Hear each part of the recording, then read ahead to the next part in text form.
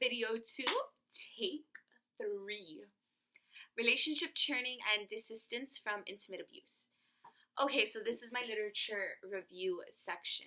Intimate abuse. Okay, so let me first start by defining intimate abuse. Intimate abuse is an abusive relationship that happens within a family or a household, stuff like that.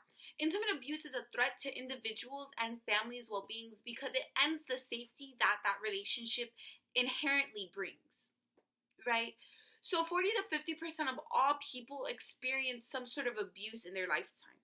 It's argued that the desistance of abuse or the end of abuse is a personal decision. However, there's not a lot of research on it, so we can't be for certain if that's like the truth. Rates of churning are high in young adults and in new marriages. People are drawn back together due to higher intimate self-disclosure, among other things. They chose to identify higher intimate self-disclosure because that is what creates that safe environment that is ruined when there's intimate abuse. So, intimate self-disclosure is you going to another person and telling them those deep, secret, like, dark things because, like, you had that deep emotional connection bond to them. So, moving on, to use so they want to use churning to look at abuse because it will highlight the patterns of abuse and whether or not they end during a breakup or if it's an individual characteristic, stuff like that. So they're trying to look at the patterns of abuse through relationship churning or cycling or whatever it is you want to call it. On again, off again relationships, actually. And they want to see if breaks motivate or discourage the desistance of abuse. Yeah. So their methodology was this is the methodology section. Their methodology was they took a large study on abuse in families in America from 1998, and they're basically checking up on those people and seeing how they're doing. Because they entered the study in 1998, but parents were then interviewed an additional 5 more times, which was 1, 3, 5, 9, and 15 years after their baseline. So they went to those people that were like answering the phone calls because it was a telephone interview. So yeah, that's what they used. They used those people. That was their sample. And then they were observing the association between breaking up and abuse desistance, isolated from the association between the introduction of a new partner and relationship dynamic. So they're basically looking at, okay, so you're with the same person and you guys broke up and got back together. Did the abuse get better or did the abuse get worse? That's what they were looking at, period. Okay, so here are the results.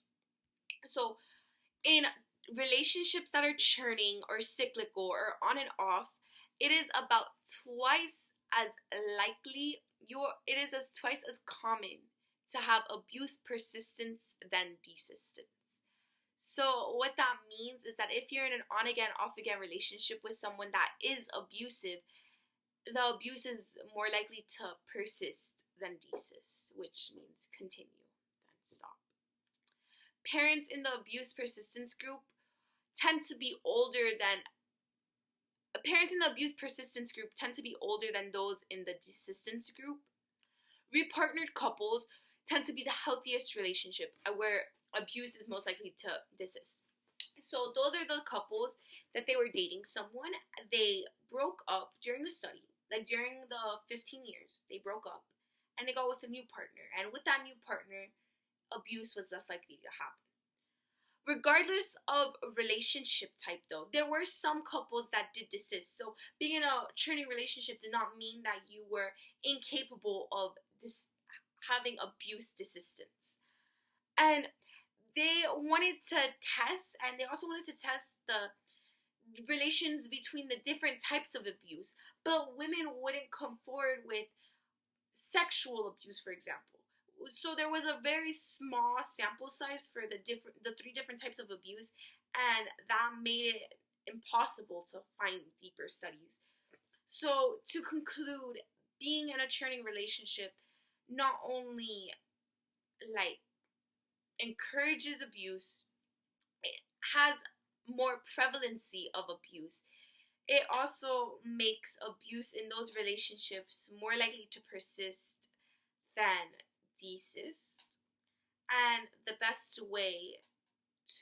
healthiest way to solve an abusive relationship or to desist abuse is to terminate the relationship and for the abusive partner to find a new mate. And hopefully, at that point, there would be desistance in their abuse. But there's not really a lot of saying. And that is my second video. And it was kind of a bummer, but wait until you see the rest of them.